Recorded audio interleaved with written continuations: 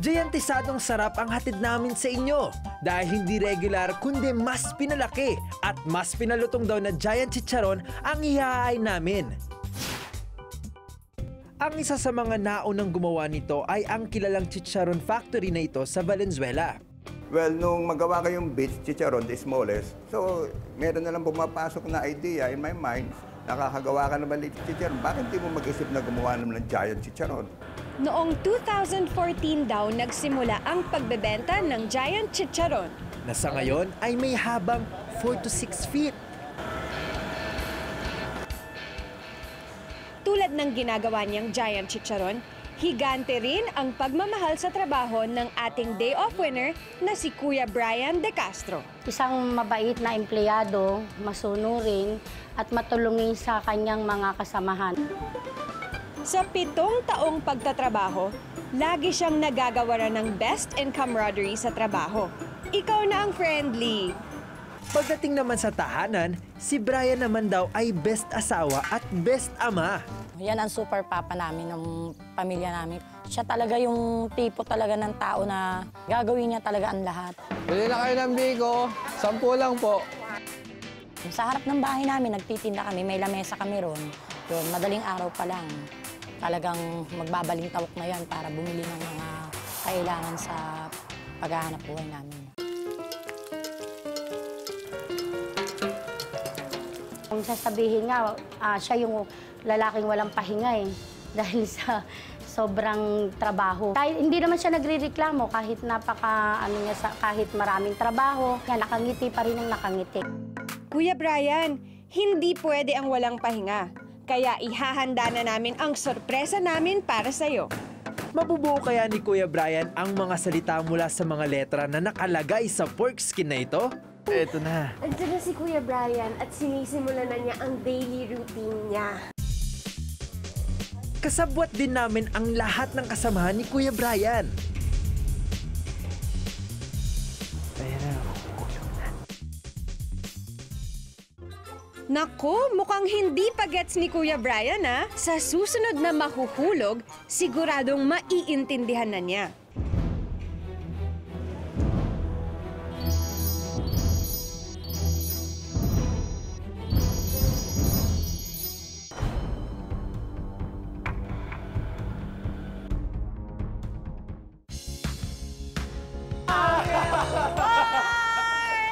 Sa inyong pagod!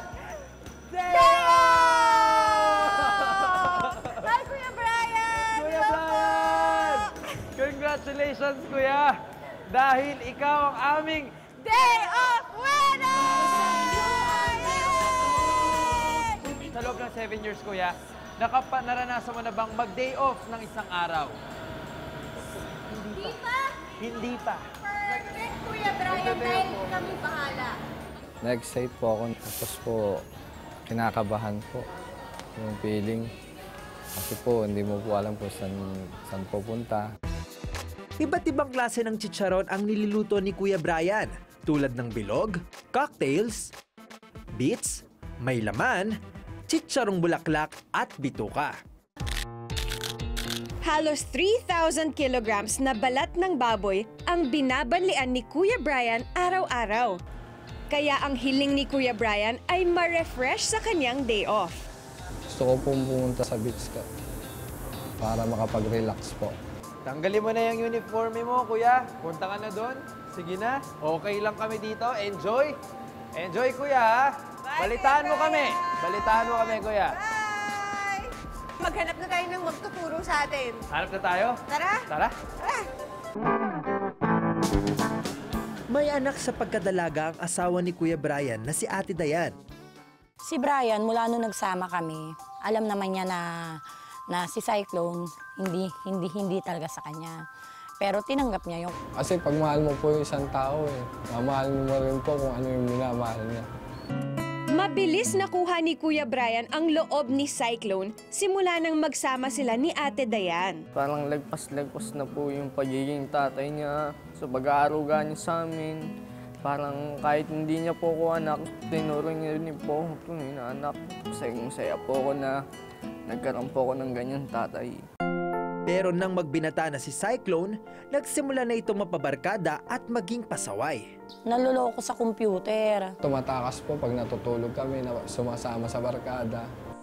Para mailayo sa mga hindi mabuting gawain, pinadala muna nila si Cyclone sa kanyang lola sa Bicol. Kasi po pagka nandito po siya sa amin, marami pong barkada. Gusto ko po sa day off ko, kumpleto po kami, pamilya, para po maging mas masaya. Excited ba kayo? Opo, excited po. Sure ba? Parang malungkot. Kasi po parang may kulang po yung isa pong anak. Ay, talaga? Ilan po yung anak niyo? 3 po, yung isa po. Panganay? Opo, yung panganay. Yung wala? Opo. Saan po siya? Sa Bicol po, sa Daet. No, sayang no. Sana sama siya no. Kung nga po maharap po, mas masaya. Dasuri, galingan mo pa ang acting dyan para hindi mahalata ni Kuya Brian kung saan kayo pupunta.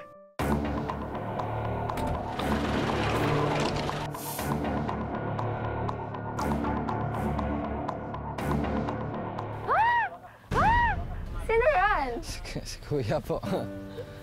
Kuya. Basta. Mama. Ba? Iba po yung feeling na na magkita uli kayo ng mahal mo sa buhay na nawalay po sa'yo eh. Iyak na. After ng 2-hour boat ride from Pasacao Port, Camarines Sur, nandito na kami sa Burias Island, Masbate.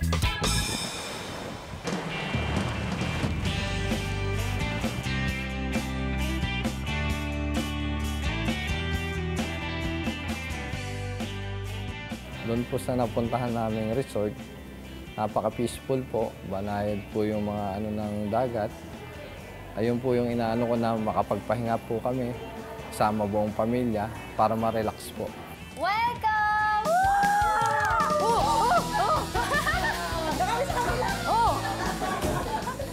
Ito po yung first resort sa Burias Islands. First time po ba kayo mag-bonding, like out of town? O ikaw, kumusta? Okay naman po. Kasama ko yung mga magulang ko sa trip namin. Buong pamilya. Yay! Happy for you!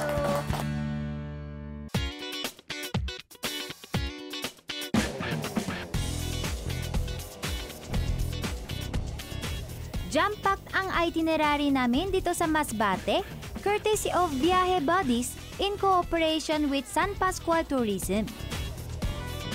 Una sa activities ang kayaking.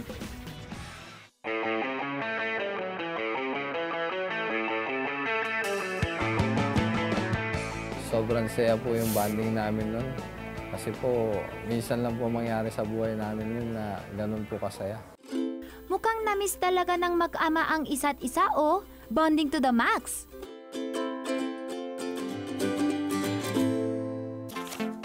Excited ba kayo makita ang mga islands ng Masbate? Yeah! Angkip! Arya! Arya!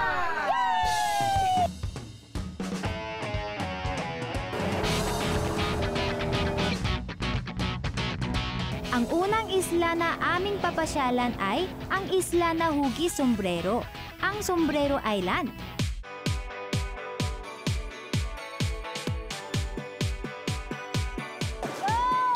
Enjoy po namin yung tubig po na napakalinaw, malamig, malinis. Tapos po, nagsiswimming po kami buong pamilya. Kuya Brian, hindi naman masyadong halata na sa beach mo gustong mag-day off. Swim pa more! Pabilisan po kami lumangoy ni Cyclone, pero po natalo ko po siya. Saya naman po dahil po sa programang Day Off, kasama ko po yung mga magulang ko sa first vacation namin.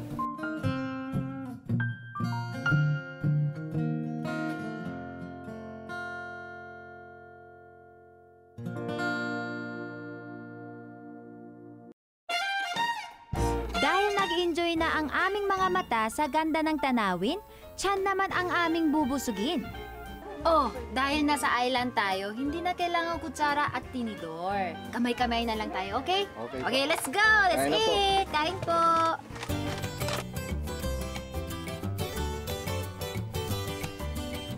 Yung food po, ganun po, seafoods po, yung paborito ko po na pagkain, yun po ang inanda. Tapos po, gaganahan ka po sa pagkain po kasi po yung mga makikita mong view, talaga naman pong kakakit-akit. Manami!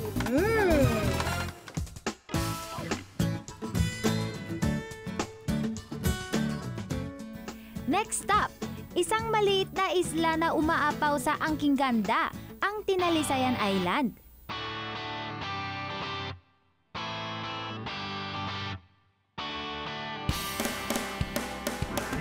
Sandbar, fine white sand and crystal clear water. Tinalisayan Island has a lot to offer. Tapos po, pagka ano po noon, nagpatayugan po kami ng mga stone, kasama po ang buong pamilya, pati po si Dasuri. Nakisama po sa amin na magtayo ng stone po, pataasan po. Wow, my heart! Yes! Kung adrenaline rush ang hanap mo, Ernest Point ang bagay sa'yo. Ako na ang unang tatalon para hindi kabahan si Kuya Brian. Ay wait, ang taas!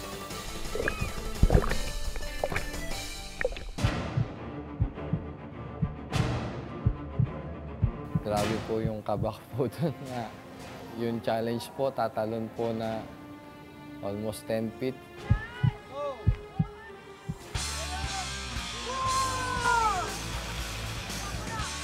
Pero po, in-accept ko po yung challenge para po lalo po maging masaya yung day off. Kaya ako bilib sa'yo, Kuya Brian. Matatag ang loob, kaya pati si Cyclone hindi nagpataob.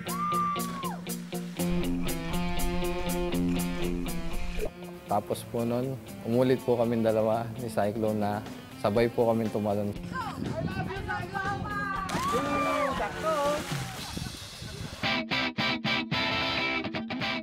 Ang last island na aming pupuntahan ay ang Animasola Island. Ibig sabihin, a lonely soul. Pero, syempre hindi tayo lonely. Masaya tayo, di ba? Yay! So, let's go! Exotic rock formations naman ang makikita sa islang ito. Tapos po, umakyat po kami dun sa pinakasikat na bato, dun po sa Boreas Island. Kami pong pamilya. Tapos po, kami po ni Cyclone, umakyat pa po kami dun sa mas mataas po. Kami pong dalawang mag-anak. Ang sarap magkayo dito sa Boreas Island!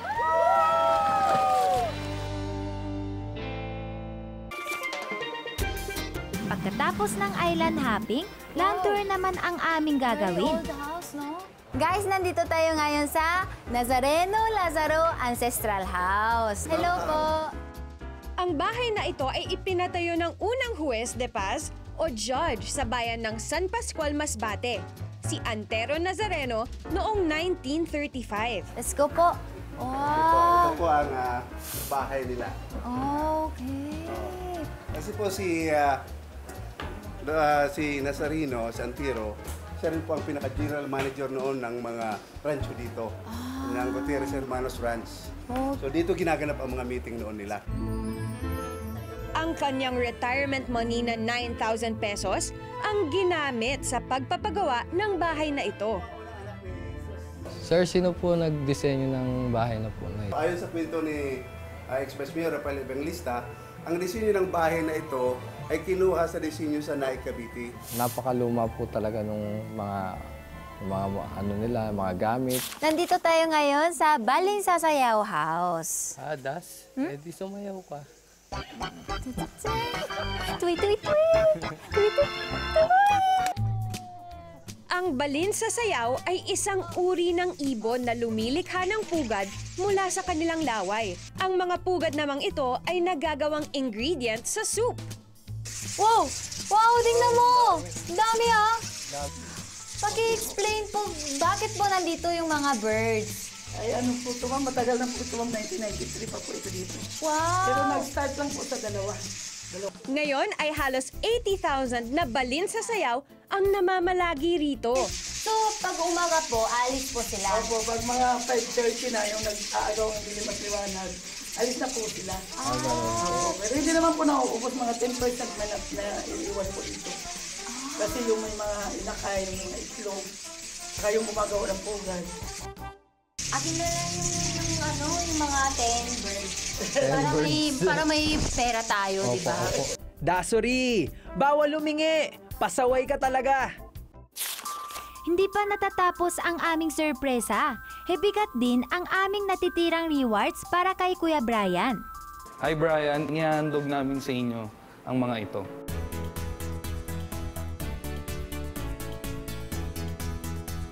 Siyempre Brian, para mas maging komportable ang iyong pagpapahinga, meron pa kaming isang sorpresa sa'yo. Sige, pakibuksan na lang tong tela na to. Brian, yan ay air cooler.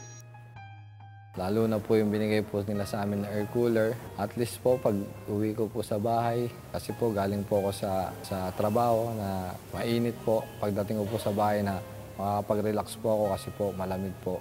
Laking karagdagang gamit po para po hindi na po kami mahirapan. Katulad po nung sa paglalaba, kasi po araw-araw po siya naglalaba eh.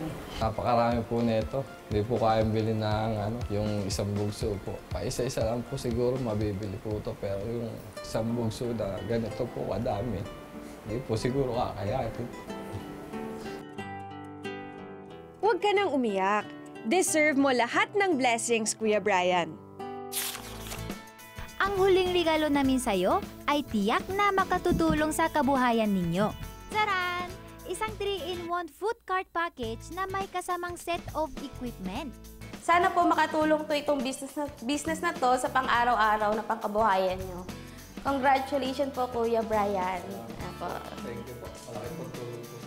Ito po makakadagdag po ito sa mga kanina paninda namin, saka makakatulong din po sa kita namin sa pangkabuhayan. Na-assure ko po sa inyo na gagamitin po namin ito sa tamang pamamaraan.